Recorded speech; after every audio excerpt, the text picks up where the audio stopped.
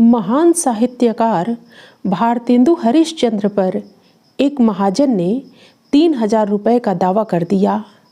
उसका कहना था कि उन्होंने उससे एक नाव खरीदी थी और कुछ रुपए उधार लिए थे जिन्हें वे अभी तक लौटा नहीं पाए हैं। न्यायाधीश ने भारतेंदु जी को अकेले में बुलाकर पूछा कि क्या यह दावा सही है और यदि उन्होंने नाव ली थी तो उसका वास्तविक मूल्य क्या था। न्यायाधीश को जवाब देते हुए भारतेंदु हरिश्चंद्र बोले, महोदय, दावे में लिखा मूल्य सही है और उधार ली गई नगद राशि भी सही है। इनका मुझ पर इतने का ही दावा बनता है। वहाँ उपस्थित लोगों ने उन्हें समझाने का प्रयत्न किया कि वे चाहें तो न्यायाधीश को कम राशि की बात कह दें ताकि उनको कम मूल्य देकर सजा से छुटकारा मिल सके। सबकी बातों को दरकिनार करते हुए भारतेंदु हरिश्चंद्र ने महाजन के दावे को पुनः सही ठहराया। न्यायाधीश को उन्हें सजा सुनानी पड़ी। महाजन को जब सारी घटना की जानकारी मिली तो उसने कहा, आप एक जाने माने लेखक हैं। यदि आप अपने दावे से मुकर भी जाते तो मैं आपका कुछ नहीं कर सकता था। भारतेंदु हरिश्चंद्र बोले, आपने ही कहा कि मैं एक जाना माना लेखक हूँ। ऐसे में मेरी सत्य पर चलने की जिम्मेदारी और भी बढ़ जाती है। यदि मैं असत्य बोलूँगा तो कल किस मुँह से लोगों को सत्य पर चलने की प्रेरणा दे सकूँगा। महाजन भारतेंदु हरिश्चंद्र की सत्यवादिता से इतना प्रभावित हुआ कि उसने अपना केस वापस ले लिया। नमस्कार मित्रों, आज का प्रसंग है बच्चों की तरह निर्दोष बने हम। मित्रों, मनुष्य जीवन की 4 अवस्थाएं होती हैं: बाल्यावस्था, किशोरावस्था, युवावस्था, फिर वृद्धावस्था। इनमें बाल्यावस्था यानी बचपन की अवस्था सबसे निर्दोष, सरल, हंसमुख, निश्चिंत व आनंददायक होती है। बचपन की बातें प्रायः व्यक्ति भूल जाते हैं, लेकिन उस अवस्था में मन में जो कोमलता, निश्चलता, स्वाभाविकता, हर किसी वस्तु या व्यक्ति को जानने की इच्छा, जिज्ञासा, शुद्ध भावना व प्रसन्नता होती है, वह जीवन की अन्य किसी अवस्था में नहीं होती।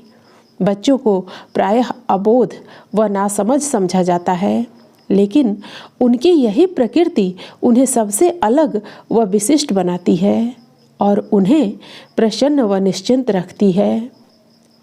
बच्चे कभी भी किसी बात की चिंता नहीं करते, ना ही उन्हें तनाव होता है और ना ही उनका किसी से बैर अथवा द्वेष होता है।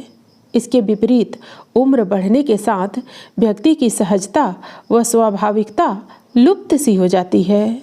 वह चिंता करने लगता है, जिम्मेदारियों के बोझ से तनावग्रस्त रहने लगता है, तरह तरह की आसक्तियों से उसका मन बंध जाता है और इन सब के कारण मन बोझिल व व्यक्तित्व ग्रंथि युक्त हो जाता है। बच्चों का मन साफ होता है, किसी के प्रति उनका कोई आग्रह या पूर्वाग्रह नहीं होता, जबकि बड़े होने पर, समझदार होने पर मन तरह तरह के आग्रहों, दुराग्रहों, पूर्वाग्रहों से ग्रसित हो जाता है, निष्पक्ष नहीं रह पाता।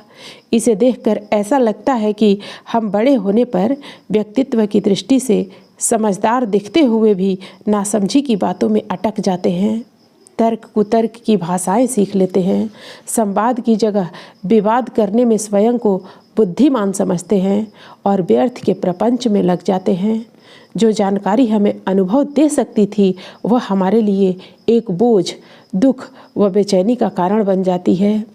बच्चे जिनको कि हम नासमझ कहते हैं, जिनको कि हम अबोध कहते हैं, उनमें बौद्धिक सामर्थ्य तो कमज़ोर हो सकती है। उनकी तर्क क्षमता, विश्लेषण का सामर्थ्य आदि वयस्कों की तुलना में कम हो सकते हैं, परंतु एक क्षमता उनमें पर्याप्त होती है, वह है जीवन का आनंद उठाने की क्षमता। जीवन का हर पल उनके लिए खुशियों की सौगात लेकर आता है।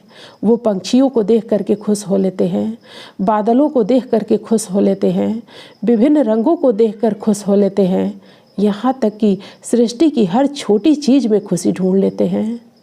एक छोटे बच्चे को खिलौने की कार पा करके जितनी खुशी होती है, हमें उतनी असली कार पा कर भी खुशी नहीं होती। बच्चे हर जगह, हर कहीं, अड़ोस पड़ोस में ही मिलने वालों से संबंध बना लेते हैं। उनका सबसे प्यार का संबंध होता है। यदि वे गुस्सा भी करते हैं तो वो गुस्सा क्षणिक होता है और वे तुरंत मेल मिलाप भी कर लेते हैं। उनको गुस्सा करने की जितनी जल्दी होती है, मेल मिलाप करने की भी उतनी ही जल्दी होती है। इसके विपरीत बड़ों का क्रोध और मतभेद कभी कभी तो जीवन भर चल जाते हैं। कोई बच्चा किसी से कई कई दिन तक रूठा नहीं रह सकता, क्योंकि उसका मन कोमल होता है। इसी कारण उसका प्रेम सबके लिए अबाध व अविरोध बहता रहता है।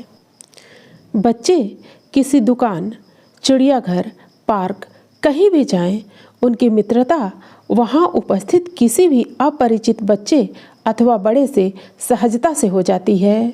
मित्रता, प्रेम, खुशी, आनंद, खिलौनों के पशु पंछी, चित्रों में बने हुए पशु पक्षी सब उनको खुशियाँ दे जाते हैं। इसीलिए छोटे बच्चों को अनिद्रा की तकलीफ नहीं होती, क्योंकि उनका जीवन तनाव व विषाद से रहित होता है। बच्चों के संसार में चारों तरफ प्रेम, खुशियाँ, आनंद बिखरे पड़े हैं, जिसे वे सारे दिन बटोरते रहते हैं। हमारे जीवन में तो बड़े होने पर चिंता है, तनाव है, जिनमें खुशियों के पल ढूंढे नहीं मिलते। हमारे लिए रिश्ते नाते और संबंध भी अपमान और सम्मान की भाषा से परिभाषित होते हैं। रिश्ते नाते संबंध बहुत छोटे रह जाते हैं और बहुत औपचारिक। किसी से दिल खोलकर मिलना तो हम जानते ही नहीं। हर चीज़ को अहंकार विभाजित करता रहता है। बचपन का संसार और बड़े होने के संसार में बहुत कुछ बदल जाता है।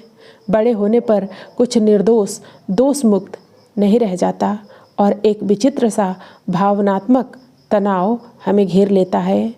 हमने बचपन से लेकर अभी तक के अपने अनुभवों में अपनी समझ के साथ बहुत कुछ कूड़ा कचरा बटोर लिया है। संसार के लिए हो सकता है कि हमने कुछ योग्यताएं इकट्ठी कर ली हो, लेकिन ईश्वर के लिए हम अपने आप को अयोग्य बनाते चले गए हैं। अपने मन को बोझिल और प्रदूषित करते चले गए हैं।